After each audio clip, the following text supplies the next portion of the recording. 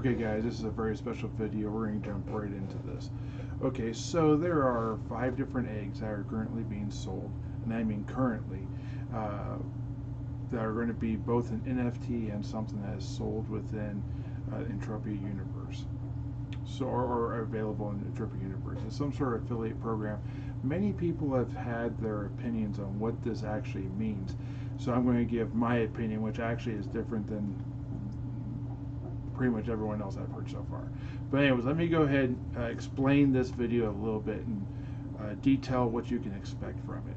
So I'm going to be talking first about the 5 different eggs that are currently being sold as of August 3rd, 2022. And then I'm going to be talking about the egg that everything is based on, probably, that did really well in 2013 and is part of 2 different epic tales, which I'm not going to go into at this point in time, but I will do future videos on, about John Never Die Jacobs and Death Fizzer. Yeah. Anyways, we'll get into those in a different video. Those are both too long for this video. But we'll talk about the eggs of Entropia Universe. So you can see here the Entropia Engine collaboration. Okay, so Engine is going to be the NFT side, and Entropia Universe is going to be that. So MindArk has been assessing its recent blockchain development and blah blah blah blah. They basically want to combine these two. Now they also talk about in this that there will be an affiliate link, which I'll get to in a second, but that it's not about every item in Entropia Universe being an NFT. That an NFT system couldn't handle, you know, the 100,000 sweat that a person might have, just one person might have, let alone, let's say 5,000 people have 100,000 sweat, all being NFTs. So it's about very specific items within the game being considered NFTs, which I believe, and this is a new thought in my opinion, I've not seen anyone else say it, that there will be a new way of doing trades, that there will be a block trade type of trading system for already established items that have not gone to auction to be traded securely. And it probably will not be immediate. It probably will have to go through an actual changing the guards type of thing, shall we say, and then it will be mailed or delivered to you specifically wherever you are or wherever you want it, is my initial guess. So they talk about the fact that this is going to be through the Ethereum network. And I'll get into that in just a second too, but that's very important. If you do work towards this, that means there's going to be a second source of coin that is probably physically within inside Entropia Universe. Not only are you going to have PED, Project Entropia dollars, and PEC, Project Entropia cents, but now you're going to have the granddaddy of them all, which is going to be the Ethereum. And the Ethereum, I've seen, works on decimal points, so you don't have to necessarily be trading in single ones, if that makes sense. But probably with a fragment of a token. But whatever you're doing with this would be pretty substantial. However, I could see land areas transferring into NFTs, because that would make a lot of sense. Right now, if the game were to end, your land area would have a value of 1 PEC, and then you'd have to find people to buy that.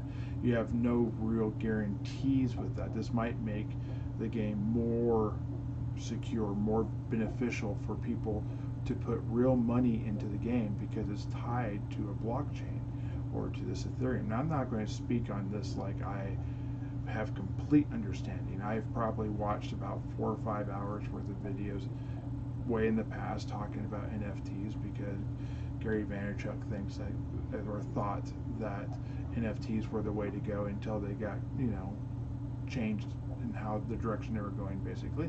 But that's a whole different subject. Anyways, so this, I think, is coming back the right way, and I think this is a good thing.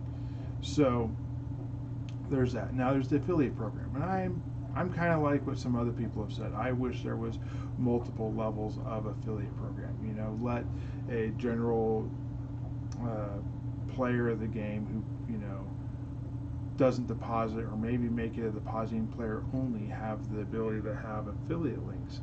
And maybe make that like a tiering system where, you know, if you just have ever put money in ever, then you can have 1% of whatever the people you get to the game, you'll get that back, or maybe 3% or something like that. And then if you've put in $50, we'll say within this month, you unlock a bonus for them, and then you get 5%, or maybe you go up to the 10%, but you have to pay for that perk, shall we say.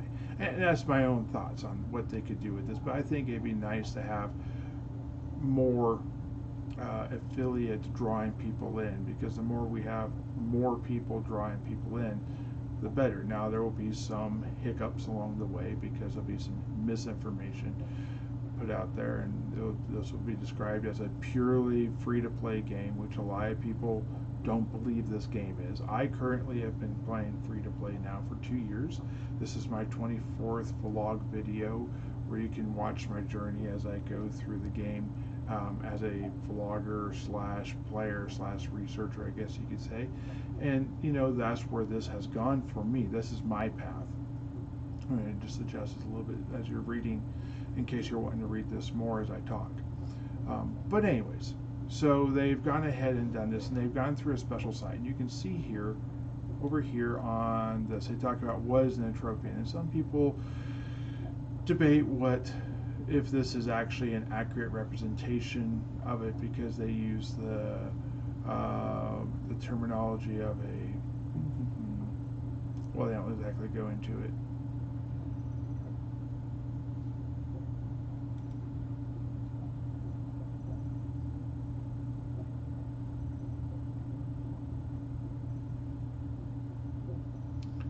So they go into this game a little bit, and they talk about how it's a sci-fi game, it's a real cash economy game. They don't necessarily go into what that is. Some people have referred to this as stable, which has raised the ire of some people. They don't like that terminology because it has NFT references. But I have not seen anywhere in there at this point in time where that might be. So let me go ahead and show you the eggs. Here are the eggs as they are for sale. So this egg has already sold.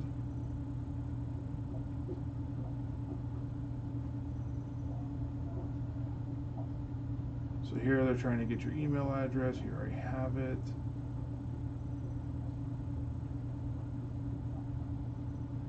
Maybe this company doesn't have it.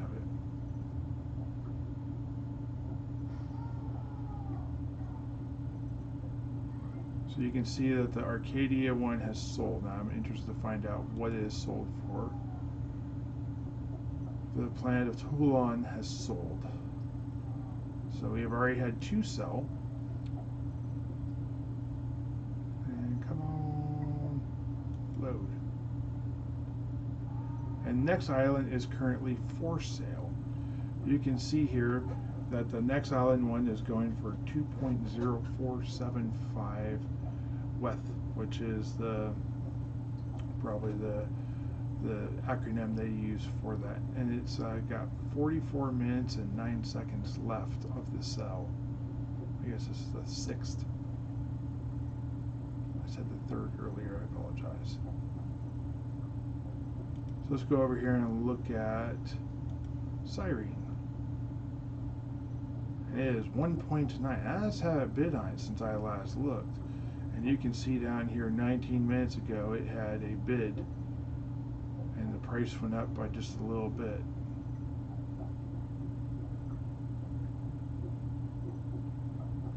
So I'm assuming this here is maybe the actual NFT, and then you get other things that go along with it.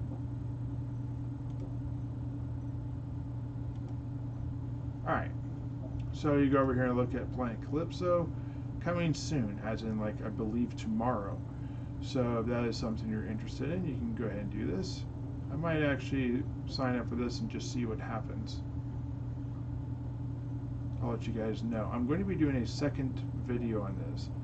So according to them, how it works, NFT holders can become affiliates through the universe with their own affiliate links. Upon purchasing the NFT, reach out to Entropia Universe to activate your affiliate status by signing an agreement and submitting the required information. Now, in very small print below there, it says purchase an NFT through NFT.io does not guarantee the recipient of the affiliate rewards. Entitlement to any affiliate rewards is subject to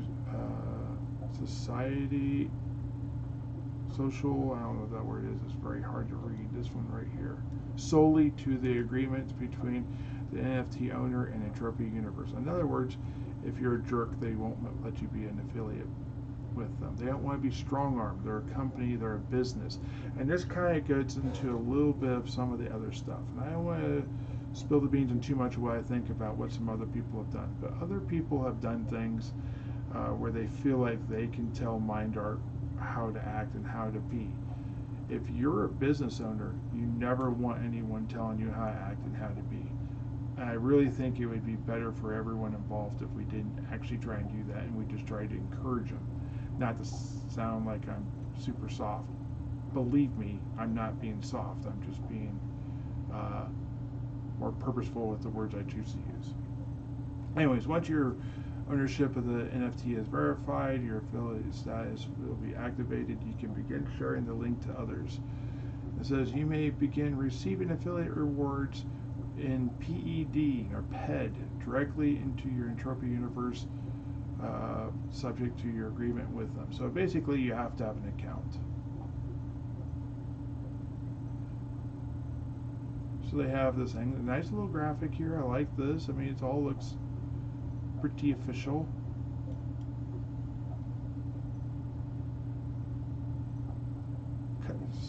Supplemental terms of conditions and agreement. Conditions, yeah.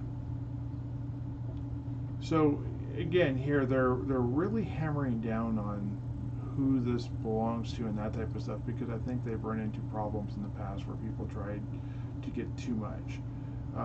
But essentially,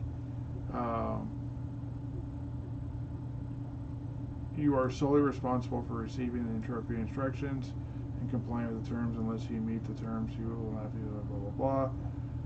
They come down here. Entropia is the architect of the eggs and their features and utility. The eggs of Entropia Universe's property until they are sold through the NFT drop. When you purchase the egg through the NFT drop, you are transacting with Entropia directly. Once you receive the purchase eggs in your cryptocurrency wallet, you need to reach out to Entropia. So they're really hammering this down, like, please reach out to us. And John is telling you their role. They're basically the auctioneer. Transaction between you and Entropia. And you can see right here, each auction will run for 72 hours, provided the auction facility, but blah blah blah blah. Yeah, you get the general idea. Last revised on July 8th. So this has been out for just a little bit. Okay guys, so I wanted to go ahead and get into this talking about the eggs. There's some discrepancy with some people. Some people take offense to the fact that they're using eggs as an actual thing. And personally, if I was to run a game and if I were to build a game, I think this would be an incredible way of doing it. I might change a lot of the aspects of how it happened, but I think you'll see some similarities between what happened in 2006 and ended in 2013 and what we got going on now. And I don't think you're going to have the same kind of delays or problems that you did so long ago. So in 2006, the story begins with the sounds of sirens as the Atrox alarm was set off. There was a Professor Noose Magnus. For several weeks passed after the Atrox attacked, and the location of the Queen Atrox and her eggs were located. The Queen was killed, and the 100 PED plus a rare shadow helm for females was found, but there was no egg. It was believed that the Feffoids got their hands on the green Queen Atrox egg while everyone is fighting. What actually happened, they made a Feffoid warlord, and they put this item on there for like a one-time drop. When it finally dropped, it was part of a global that was 263 ped, if my research is correct. And the person who killed it was named, I'm going to butcher this one real bad, it's McLap Tessa Alexarin, or something like that. We'll go with Tessa. I don't know if there's other Tessas. If there is, I apologize. Anyways, he was a looter, or she was a looter of the unique green Atrox egg. It was sold about a week later, 10 days later or so, to John Never Died Jacobs for 100,000 ped. That is a significant increase because I think it was 6.33 ped of TT value. After 3 years of Never Die trying to make money off it, using it as a destination location to get people out to his Entropia, he sold it to Deathifer, the other main character you heard me talk about. And I'll get, as I said, both into these characters more later. Their part is brief in this, but they have a huge part in the Entropia universe's history. It was sold for 69,000 USD, basically. 3 years after that, it actually started to hatch. The way I've read the post was, apparently Deathfire put a post out there stating that he went into his inventory to look for the egg, or to go over where it was very specifically placed, and in that place was a smaller egg that was different in shape and color, and the text was different and that type of stuff. There is also now a fake egg, and I don't know if that was something he had made, or if MindArk was like, here, you can now use as a placeable token. That is super cool because we have upgraded the engine or whatever. I don't know what the story is with that, but I've seen it and it looks pretty cool. You'll see the picture as it scrolls by. There was another event that was planned called the Egg Heist. This one was planned by Deathifier himself. And the event went like this. There was 3 separate 1-hour-long assaults on the Feffoid leadership cast that resides within area OLA-33. It was done on that event scheduling system, and it was free. Those were broadly called the Australian, the European, and the American, just so they had 3 different separate names for which event you were a part of and that type of stuff. The winners got 175 ped for their troubles and their efforts. A series of in-game events after that were created. Some of these were called the Raiders of the Stolen Egg. Another one is called Hunt for the Egg Thieves. Another one is called The Egg Has Been Recovered. But there were others. Also in 2013, on April 28th, there was a single Mayhem with basically a backstory where you try to collect different types of sacks. These were used to suppress the numbers of the Feffoids, the Feffox, which was the creature that was born. So apparently when you take an Atrox and you take a Feffoid, you get a Feffox. In this Mayhem, it was limited to 40 hours, and you returned in the number of sacks at the end, or they didn't count. It is also now a huntable mob on the daily token challenge, 3rd level, where you have to kill 80 of these. My guess it'd be for the same reason. So what of this Feffox? Has it ever been worth it to just give you like a creature to put on your thing? Has it been reproduced? Some of that is really hard to know, and I haven't really looked into that terribly long. I'll save that for the part 2 of this video. But what I can say is it was used in the spring of 2014. The Mayhem that was that year was the Robot Invasion. So it was not the Feffox. It was only during that particular time. There was a Hoth in 2014, actually 2 of them, for 631 and 597, according to in the house on the Calypso forums. In 2015, on April's Fool's Day, of course, for some odd reason, they decided to do a stress test for the Feffox Queen. This was supposed to happen inside Port Atlantis. At this time, MA was having a lot of issues with their servers. Some people felt like they needed to have more servers, and I'm guessing some other people thought they just needed to probably make it more efficient. From what I've read about the reports of what happened during this, because these aren't exactly public, many claimed that there was basically no real good loot and they were very disappointed. Some said that they didn't even see the Feffox Queen during the entire event. So I don't know what to believe on that. I can only go off of what people posted. On June 10th, 2016, there was another HOF for 532, and February 22nd, there was a multi-location for the Feffox and Feffoids, and that was called Mutant Fury. And you can see that right here. I have links for literally everything I went through down here.